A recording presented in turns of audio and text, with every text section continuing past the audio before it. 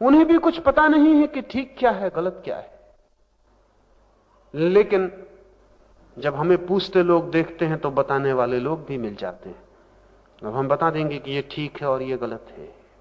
कोई हमसे बोझ ले ले, स्वतंत्रता बड़ी बोझिल मालूम पड़ती है। होना तो चाहिए उल्टा कि स्वतंत्रता पंख बन जाए आकाश में उड़ने के लिए, लेकिन स्वतंत्रता मालूम पड़ती है जंजीरों से भी ज्यादा बोझिल, क्योंकि कुछ सूझता नहीं क्या करें। ज़ैन फकीर हुआ है नानिन, वो अपने गुरु के पास था। एक दिन रात देर हो गई, अंधेरी रात है, वो वापस लौटने को है। उसने गुरु से कहा कि रास्ता बहुत अंधेरा है। तो गुरु ने कहा कि मैं तुम्हें दिया दिए देता हूं।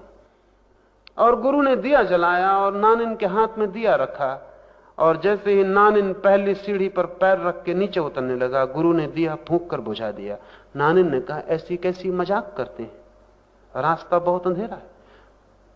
गुरु ने कहा लेकिन दूसरे के दिए के सहारे जो प्रकाश मिलता है उससे अपना ही अंधेरा बेहतर। खोजो रास्ता अंधेरे में। अंधेरे में रास्ता खोजने से तुम्हारे भीतर का दिया जलेगा। रास्ता खोजोगे, खोजने से निखार आता है।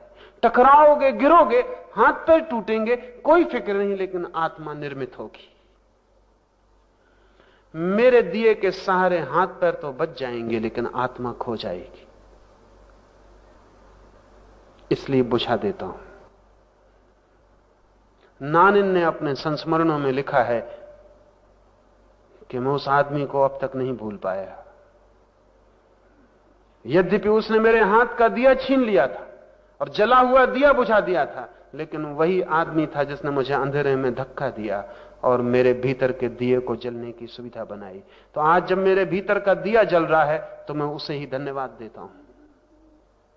स्वतंत्रता, परमात्मा भी आपके हाथ में दिया दे सकता है, और तब आप दिए के सहारे कीड़े मकोड़ों की तरह जी सकते हैं। कभी ना गिरेंगे, कभी ना भटकेंगे, नरक कभी ना आएगा, सीधे स्वर्ग में पहुंच जाएंगे। लेकिन जो स्वर्ग दूसरे के सहारे मिलता है वो नरक से भी बदतर है, क्योंकि वो स्वर्ग भी परतंत्रता होगी।